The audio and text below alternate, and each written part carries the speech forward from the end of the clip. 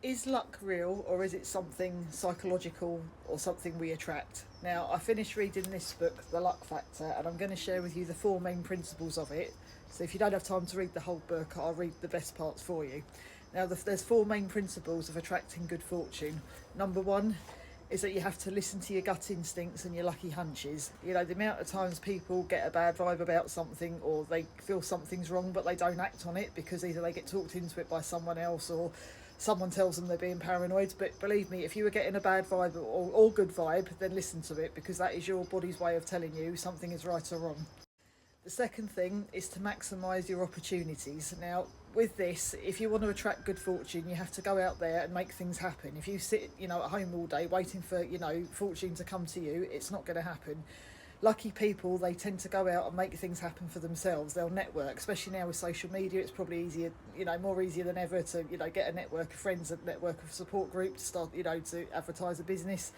And you have to go out there and make things happen, communicate with people, look at who you know, who can help you.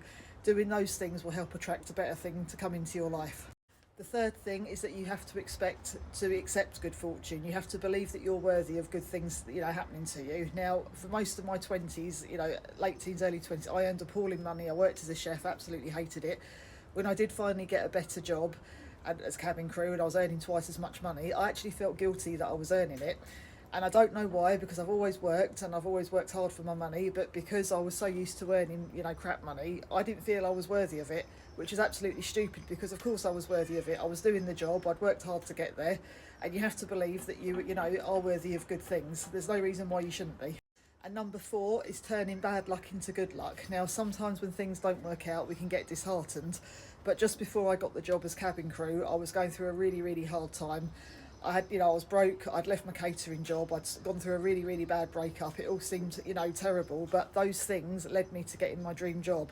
If I hadn't have split up with my boyfriend at the time, I wouldn't have, left catering. I wouldn't have got the job as cabin crew, and I wouldn't have travelled the world.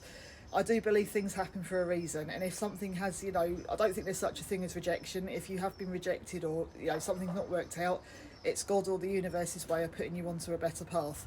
Follow these four principles and watch your life transform.